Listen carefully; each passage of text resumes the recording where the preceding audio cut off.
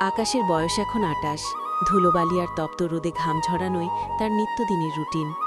দুবাইয়ের মরুঝড়ে যখন বালু এসে চোখে মুখে লাগে, তখন তার মনে পড়ে মায়ের হাতের শীতল জলের ঝাপটা। আকাশের ঘরে একটা পুরনো ট্রাঙ্ক আছে।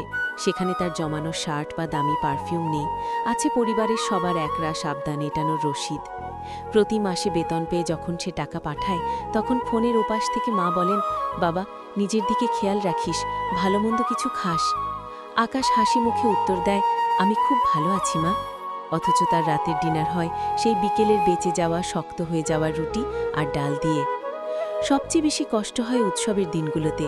ঈদে যখন সবাই নতুন পাঞ্জাবি পরে ছবি দেয়, আকাশ তখন ভিডিও কলে নিজের জীর্ণ ঘরটা লুকিয়ে শুধু হাসি মুখটা দেখায়। ভিডিও কল কেটে গেলে অন্ধকার ঘরের সিলিং ফ্যানের দিকে তাকিয়ে সে ভাবে, প্রিয় মানুষদের মুখে হাসি ফোটানোর জন্য নিজের যৌবনটা বিসর্জন দেয়।